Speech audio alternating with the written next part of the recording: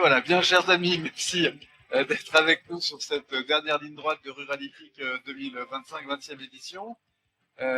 L'enjeu de cette séance de clôture, c'est de vous laisser repartir avec quelques éclairages sur la manière d'écrire l'avenir de nos ruralités. Et on va commencer tout de suite avec Jean-Paul Carrière, qui est membre de la section prospective du Césaire Centre Val-de-Loire et professeur émérite à l'Université de Tours, qui va partager avec nous les principales conclusions d'un rapport qu'il a piloté en 2023 pour la région Centre-Val de Loire, donc dédié à la prospective rurale, les scénarios envisageables, mais surtout les scénarios les plus souhaitables. C'est à vous. Je vous laisse prendre le micro. C'est parti. Alors, je ne prendrai pas l'avion. Non, pas cette fois-ci. Bonsoir à tous et d'abord merci aux organisateurs de Ruralytique de m'avoir invité. C'est avec grand plaisir que je suis parmi vous ce soir.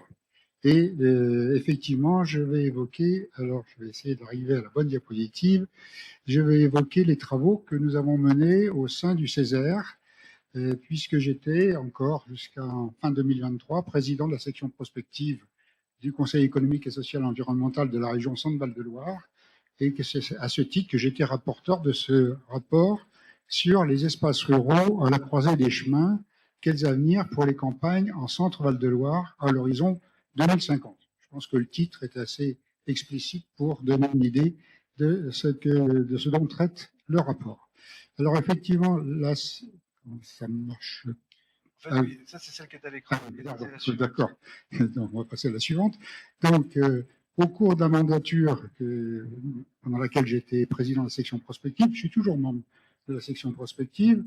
Donc 2018-2023, notre section a commis 2 rapports de prospective, j'allais dire au sens plein du terme, hein, en suivant tous les grands principes de la prospective, des futuribles, etc. Donc, un premier rapport sur l'impact de la métropolisation sur la cohésion territoriale de la région. Et il y avait déjà dans ce rapport un certain nombre d'éléments concernant le devenir des ruralités. Et puis, on a voulu retourner la médaille et regarder la deuxième face, c'est-à-dire les espaces ruraux avec ce deuxième rapport. Pour les 2 rapports, la démarche a été tout à fait identique, ou parallèle, on pourrait dire. On commence toujours par réaliser un état des lieux de façon à identifier les enjeux actuels et futurs de développement des territoires à l'échelle infrarégionale, et donc en l'occurrence pour le deuxième rapport, les territoires ruraux. Ensuite, on applique la méthode des scénarios en essayant d'élaborer des scénarios contrastés mais plausibles qui dessinent des futurs possibles à l'horizon 2050, et à partir de là, à partir de ces scénarios, on établit un ensemble de propositions à destination de la région, puisque nous sommes une des composantes de la région, mais aussi de tous les autres acteurs qui ont un impact par leur action sur le développement territorial. En un mot, la région Centre-Val de Loire, pour le dire très rapidement, c'est un peu caricatural, c'est une région en 3 morceaux. Puisqu'on a d'une part au nord les Franches franciliennes, au milieu le corridor ligérien qui est le véritable poumon de la région, avec plus de la moitié de la population qui y est concentrée, et puis le sud, avec l'Indre et le Cher, qui s'inscrit déjà dans ce qu'on a appelé, on a utilisé l'expression plusieurs fois aujourd'hui, dans la diagonale du vide. Donc des problématiques qui sont extrêmement contrastées et extrêmement différentes. Alors ce qu'a mis en évidence le diagnostic de la première partie du rapport ruralité, là, ça rejoint tout à fait ce que nous expliquait mon collègue Guillaume Faburel hier, hein, exactement dans les mêmes constats, sauf que ça se situe à l'échelle régionale et non plus nationale ou supranationale. Nous sommes face, en Centre-Val de Loire, à une réalité qui est extrêmement hétérogène. Et donc, d'emblée, nous avons pris le parti de parler des ruralités au pluriel et pas au singulier. Ce que l'on constate, ce sont d'importantes inégalités cumulatives de développement, quels que soient les indicateurs, avec effectivement une situation très singulière dans ces territoires à très faible densité du sud régional. Ce qu'on a pu constater aussi, c'est pas un scoop en soi, hein, c'est que l'agriculture qui est en transition est très fortement impactée par les changements globaux, que ce soit climatiques ou autres, hein, reste quand même un des marqueurs forts de la ruralité et un des marqueurs forts même de la région, puisque la région Centre-Val-de-Loire est une région extrêmement rurale. Et puis, eh bien, j'ai rajouté un petit peu en codicile une citation qui vient du rapport du député Labaronne qui a présenté ce qu'on a appelé l'agenda rural, qui insistait sur la nécessité de promouvoir un discours positif et engageant en mettant en avant les opportunités et les potentialités que représentent les territoires ruraux. Et ça, c'était bien ce qui était sous-jacent à notre démarche, même si nos scénarios ne sont pas toujours roses, loin de là. Alors, une région en grande difficulté, quels que soient les indicateurs, là j'en ai mis 3 à l'écran, mais j'aurais pu en mettre d'autres, notamment pour faire le lien avec ce qui a précédé la première carte, alors sur votre gauche, oui, la première carte, c'est la répartition de l'implantation des médecins dans l'ensemble de la région. Et on voit que la situation du Sud est véritablement dramatique de ce point de vue-là. Alors, je suis bien d'accord avec ce qui a été dit tout à l'heure. Il faut parler de désertification et pas exclusivement de désertification médicale. Ou s'il y a désertification médicale, c'est dans un désert. Bon, ça ne s'assure pas, mais c'est presque ça. Les diplômés de plus de 25, entre 18 et 25 ans, donc les diplômés de l'enseignement supérieur, vous avez la deuxième carte au centre, et la troisième, c'est l'implantation des commerces. Alors, vous voyez, d'une manière générale, les espaces à faible densité de la région sont péjorés à chaque fois par tous les indicateurs que l'on prend. Et j'aurais pu ajouter une carte, je n'y ai pas pensé, mais j'aurais dû la rajouter. Nous avons une très belle carte sur l'électronisme dans la région qui montre que le taux d'électronisme est extrêmement fort dans les territoires à faible densité du sud régional. Alors, à partir de ces constats, et il y a bien d'autres cartes, hein, je vais très vite, il y a au moins 18 cartes, je crois, on a essayé d'élaborer des scénarios à partir de ces constats, des scénarios qui ont été élaborés collectivement, donc au sein de la région, qui ont pris la forme de récits fictifs. On a pris le parti de raconter des histoires, permettant de se projeter en 2050, et encore une fois, en vue de proposer des préconisations en matière d'action publique, et même privée, je pourrais dire, pour aller vers un aménagement du territoire régional plus durable et plus cohésif. Les scénarios, ils ont été présentés à la fois sous une forme littéraire, avec, je l'ai dit, des récits fictionnels, et puis sous une forme graphique. On a mis nos scénarios en bande dessinée. Donc, tout ça, ça se retrouve dans ce rapport hein, qui est là. Et pour illustrer mon propos, juste la diapositive suivante. Hein, chaque scénario est présenté sous forme de planche dessinée, mais avec néanmoins un récit littéraire qui met en scène le développement de la région selon les différentes hypothèses retenues. Donc, 4 scénarios. Le premier, les disparités s'accroissent, mais on est dans le tendanciel, dans ce qu'on a déjà pu constater. Le deuxième scénario, c'est un peu le scénario catastrophe, encore que le troisième est encore plus catastrophique. C'est celui de la dévitalisation irréversible, notamment dans les territoires du Sud. Le troisième scénario, c'est le même, mais sous l'impact massif d'un changement climatique qui s'accélère encore beaucoup plus qu'on a pu le constater jusqu'à présent. Et le quatrième scénario, à contrario, c'est le scénario positif, qui est celui d'une ruralité renaissante et résiliente, qui est caractérisée par une volonté politique forte de tous les acteurs, une volonté partagée de recréer une campagne animée, attractive, et qui soit capable d'accueillir de nouveaux habitants. J'ai une intuition sur votre scénario préféré. Comment vous avez deviné? Alors, ce que nous disent les 4 scénarios, c'est qu'il y a effectivement, dans cette région, comme dans n'importe laquelle finalement, des futurs très contrastés, mais plausibles, de transformation à l'horizon 2050. Alors, les 3 premiers, vous l'avez compris, hein, ils nous donnent à voir des évolutions récessives des ruralités régionales, mais des scénarios qui se différencient finalement par un gradient de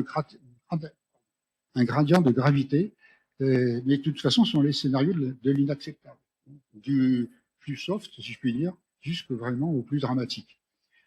Par contraste, le scénario 4, lui, se base à la fois sur la prise en considération des potentialités de développement et des ressources locales spécifiques que parfois on peine à voir, mais qui existent. Et puis, il s'appuie aussi sur, évidemment, la nécessité d'une volonté politique forte et partagée de revitalisation des territoires. Et donc, fort de ces scénarios, ou en s'appuyant sur ces scénarios, eh bien, notre rapport conclut à la nécessité de remettre à l'agenda politique régional la ruralité à travers une stratégie à 360 degrés, c'est-à-dire dans toutes les directions, et une stratégie d'aménagement et de développement rural qui prend la forme de, alors ça je ne vais pas vous les présenter, ça serait trop long, hein, de 12 fiches actions et de 87 préconisations qui constituent une sorte de boîte à idées où les acteurs, et en particulier les élus, peuvent aller puiser. Et puis ce que disent les scénarios, ben, c'est que les ruralités régionales ne s'en sortiront que si l'État, la région, les métropoles donnent d'abord une large place à l'innovation sociale, mais on en a parlé, l'innovation technique et sociale, on en a largement parlé pendant ces 2 jours, et j'insiste sur ce point, si aussi on prend le parti de mettre en valeur les ressources locales, sans attendre effectivement tout d'apports extérieurs. Alors, que faire pour aller de l'inacceptable jusqu'au souhaitable? Je résume, hein. Clarifier les enjeux, identifier les leviers d'action, c'est ce que font les fiches, et proposer des outils à mobiliser, à amplifier ou à créer pour mettre en œuvre ces fiches actions. Les fiches actions, elles sont au nombre de 12, je l'ai dit. Il y en a qui sont plus transversales que d'autres par contre qui sont plus sectorielles. Je ne vais pas les décliner ici, je crois que je n'ai pas le temps de le faire. Hein. Et en ce qui concerne la mise en œuvre de ces orientations et ces propositions incluses dans les fiches actions, eh bien, il y a des outils à mobiliser ou à créer. Les outils à mobiliser, ben, ce sont tous les dispositifs de la solidarité territoriale que l'on connaît déjà. On a en fait une palette considérable d'outils, ça a été évoqué à plusieurs reprises, hein, pour dynamiser les territoires ruraux, y compris les moins denses. Et puis, nous, ce qu'on propose, c'est une sorte de méta-préconisation qui englobe toutes les autres, hein, c'est-à-dire la réalisation, à l'initiative du Conseil régional, d'un agenda rural régional conçu et élaboré avec l'ensemble des acteurs régionaux. Et puis, alors, on a aussi quelques suggestions en matière de simplification de l'action publique. Mais donc ça, c'est un sujet qui est vaste et qui est souvent abordé, donc j'y reviens pas.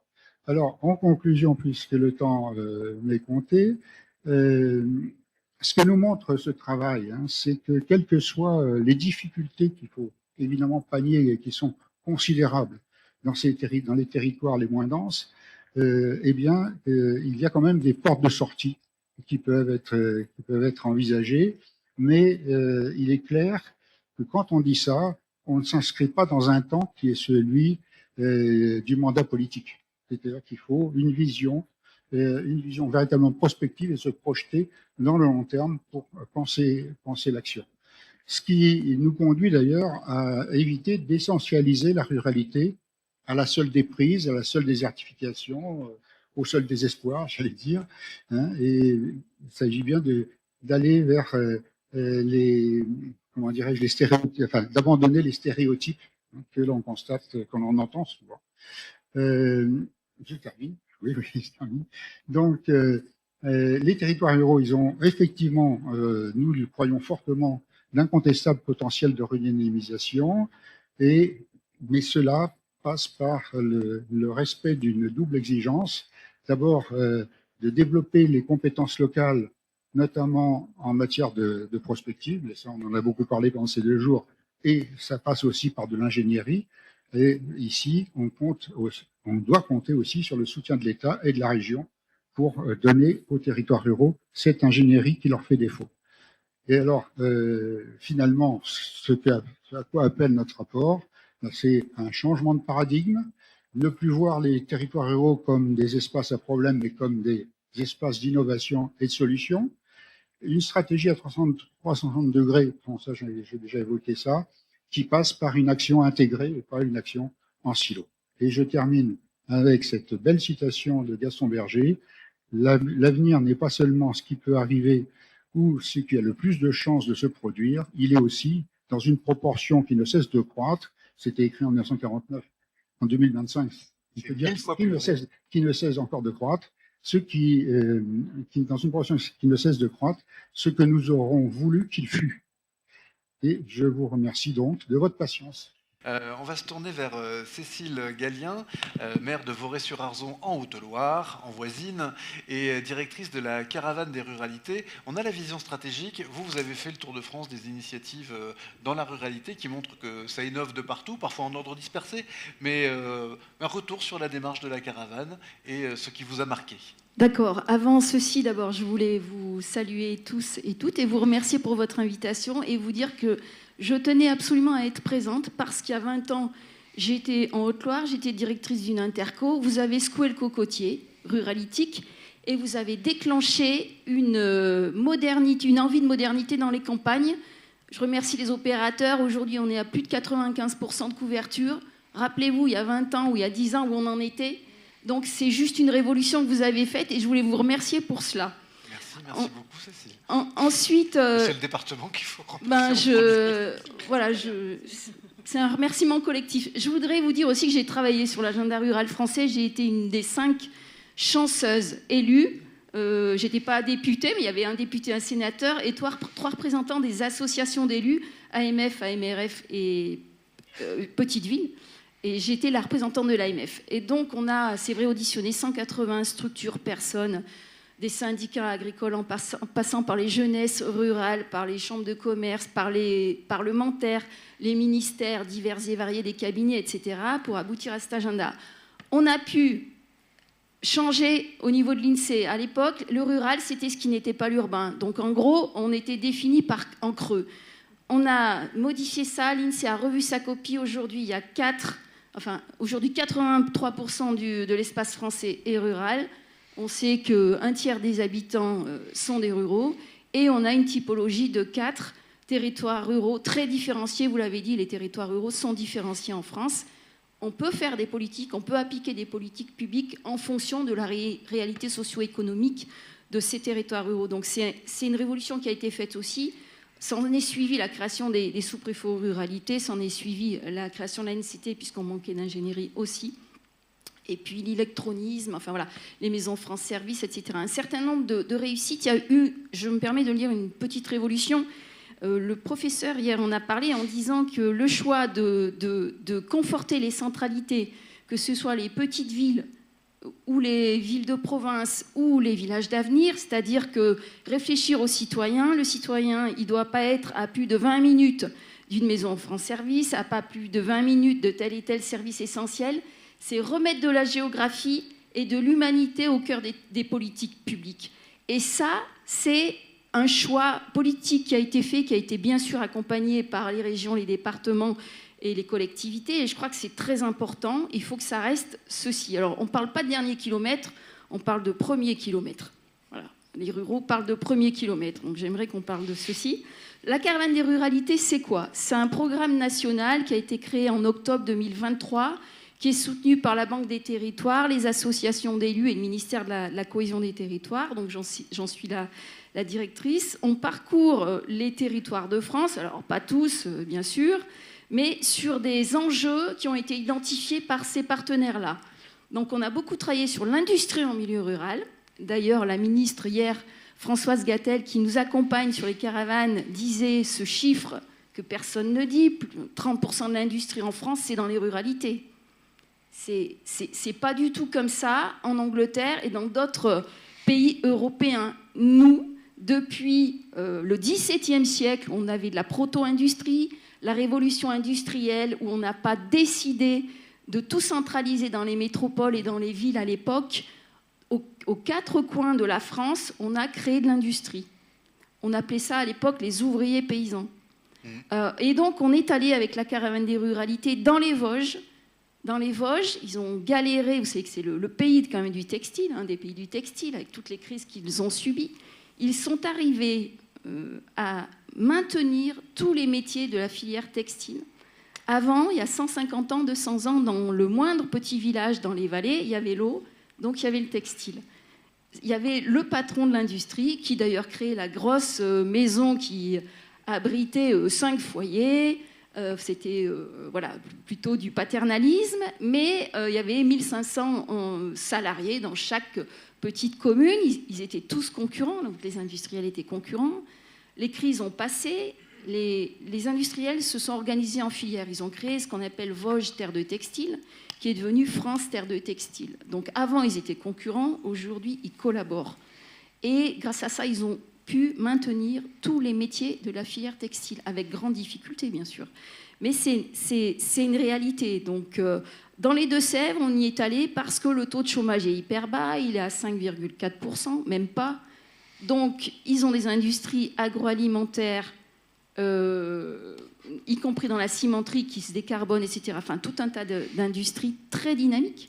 Ils sont obligés d'aller chercher à l'extérieur les salariés, puisqu'avec un taux de 5%, sachant qu'il y a aussi pas mal d'entreprises d'insertion très dynamiques qui récupèrent tous les téléphones, d'ailleurs d'occasion, qui démontent, ils vendent les pièces ou ils en revendent d'autres en occasion. Donc ça, c'est un aparté. En tout cas, ils sont obligés de s'impliquer. Et alors, les industriels et les collectivités s'impliquent pour acheter des maisons parfois dans les cœurs de bourg, les rénover et pouvoir proposer à leurs nouveaux salariés d'y habiter. Des intercommunalités ou même des industriels s'occupent de mettre en place des systèmes de mobilité parce que l'industrie, elle est au cœur d'une commune rurale et qu'il n'y a pas forcément, on n'habite pas forcément à côté de l'industrie, donc il faut faire des ramassages pour que les salariés puissent venir travailler. Donc en fait, on se rend compte qu'il y a un modèle partenarial qui est en train de se remettre en place pour répondre à ces enjeux d'employabilité et de dynamique économique. Sur la Drôme, on y est allé donc, entre l'Ardèche et la Drôme. On va dire, bon, c'est au grand sud de Lyon, d'accord, mais ils ont, depuis les verres à soie et puis tout ce qui s'en est suivi, maintenu cette industrie, choisi quels industriels ils voulaient accueillir et pas forcément accepter que Lyon, voulant se délester de toute l'industrie pétrochimique il y a quelques années, accepter ceci. Non, ils se sont regroupés en SCOT entre les Ardéchois, les Dromois, etc. Ils ont choisi le modèle industriel qu'ils voulaient accueillir. Aujourd'hui se posent deux questions. Le foncier, avec notamment le ZAN. Donc il y a des endroits où, par exemple, les friches industrielles dans les Vosges, dans les communes, peuvent devenir des atouts parce que c'est du foncier potentiel, mais avec un prix de dépollution assez important. Mais dans la Drôme, ils sont pas très d'accord avec le ZAN, hein, on peut se dire les choses quand même, parce qu'ils ont aussi des demandes d'accueil d'entreprises et le foncier devient rare. Ce qui devient rare aussi, et c'est aussi pour ça que les entreprises et les industries se sont implantées il y a 300 ans, et aujourd'hui c'est l'eau. Quand on est industriel dans la vallée du Rhône, on a des restrictions d'usage de l'eau. Donc entre l'agriculture, l'irrigation, l'utilisation de l'eau pour les collectivités, mais aussi les industriels, eh bien, il faut qu'il y ait un partage de l'eau avec des restrictions. Et donc, il faut que les industriels, et je suis aussi à l'Agence de l'eau Loire-Bretagne, mettent en place dans leur process des systèmes qui économisent l'eau ou qui recyclent l'eau. Voilà. Donc, il y a des choses qui se passent de cet ordre-là dans les industries. On est allé aussi à Manicourt, où l'industrie, c'est d'abord l'automobile de compétition, mais aussi des industriels qui travaillent sur les moteurs thermiques, biomasse, électriques et autres, qui travaillent aussi non seulement sur l'automobile, mais sur l'aéronautique et sur l'armement, et qui travaillent aussi avec l'ISAT, l'école d'ingénieurs de l'automobile et du transport, qui est installée à Nevers. Et il y a comme ça un fil conducteur très fluide entre les jeunes qui se forment aussi à rechercher des modèles énergétiques plus écolos ou plus sobres, et puis les industriels qui se bagarrent avec les marchés internationaux, avec parfois les politiques européennes ou autres de l'automobile qui varient. Soit on y va sur le 100% électrique, mais non, finalement, on n'y va pas. On n'y va pas dans 10 ans, mais on y va dans 30 ans. Enfin voilà, avec aussi ces changements de politique nationales, européennes ou mondiales qui sont évidemment très compliquées à prendre en considération pour les industriels. Voilà. Donc on ramasse toute cette matière, on y va avec des chercheurs. Donc on fait une immersion en général de 3 jours sur un département. On réunit le sous-préfet aux ruralités, le préfet, les élus, les industriels quand on parle d'industrie, les acteurs de la facilitation économique.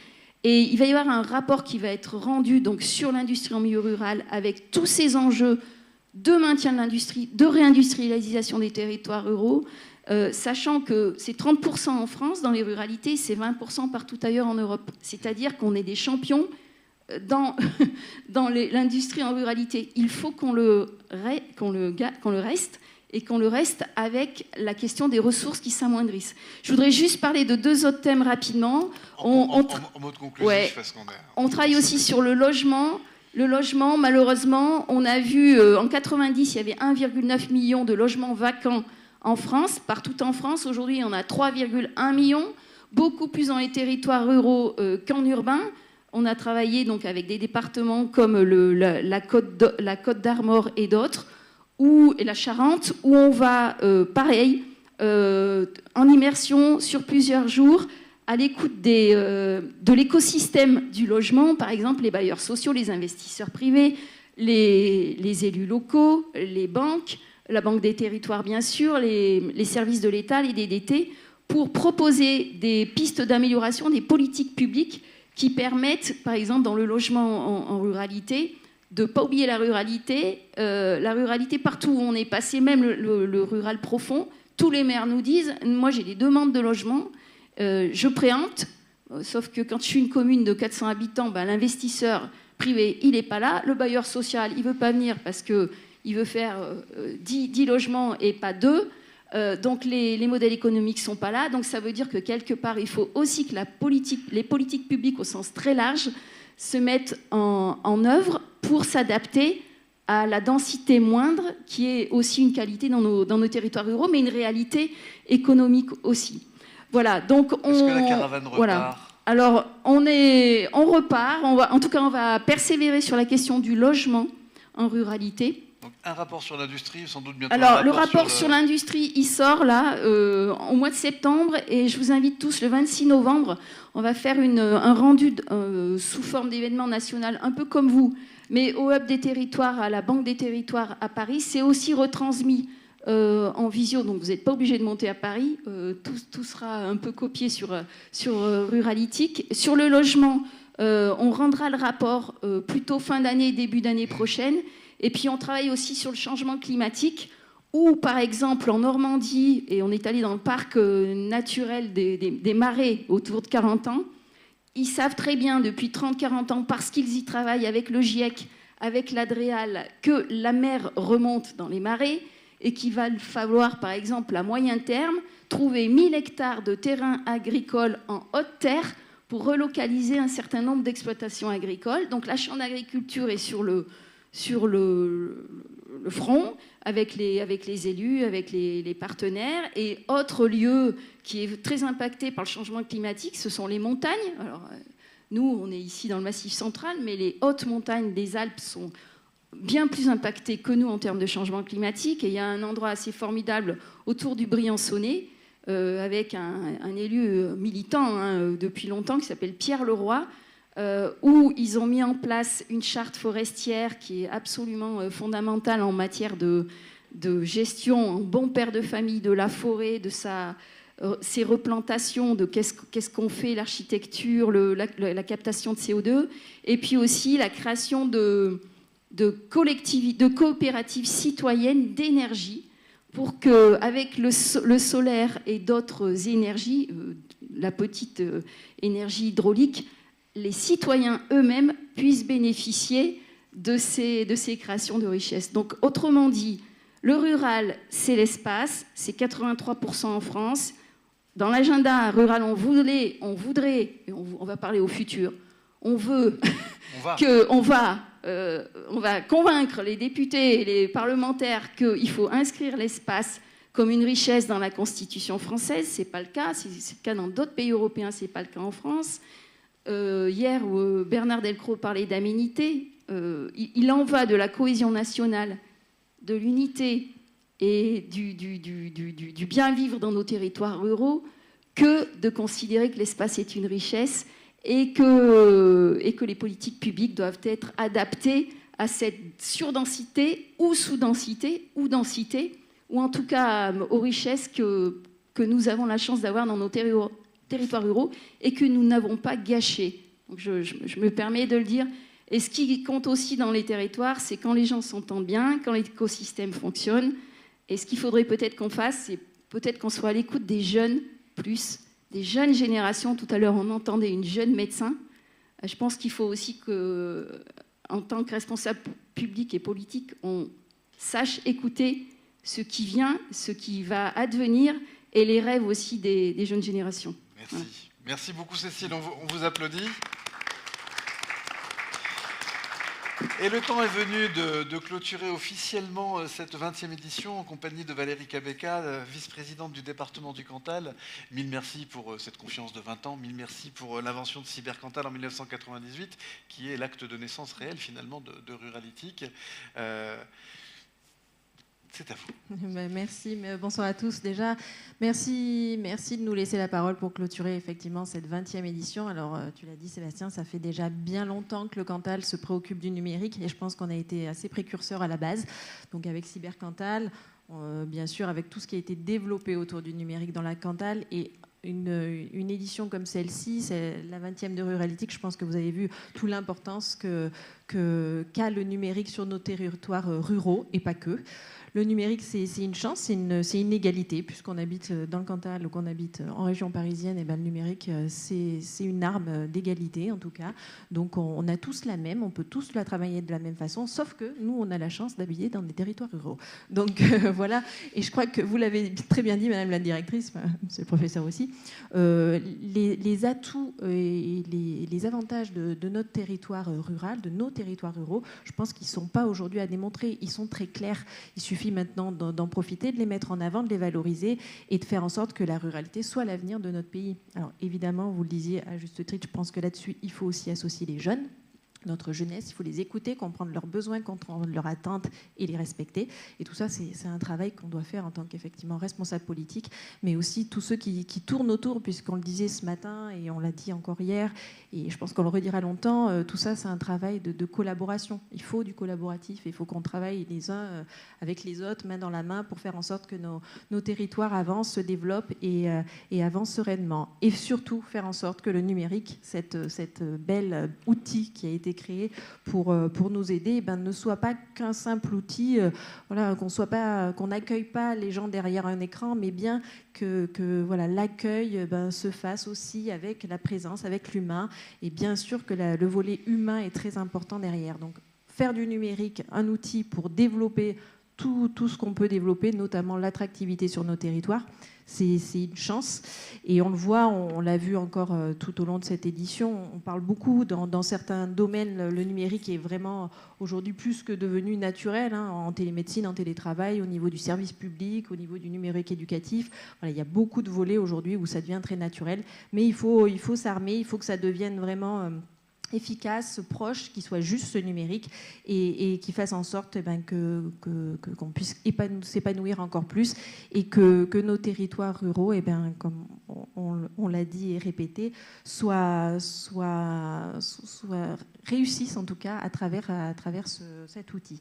Donc voilà, simplement un mot de conclusion par rapport à cette belle édition. Un grand remerciement à l'ensemble, bien sûr, des conférenciers, des intervenants, des ateliers qui ont été réalisés. On remercie bien sûr Sébastien pour être le grand chef d'orchestre de toute cette édition.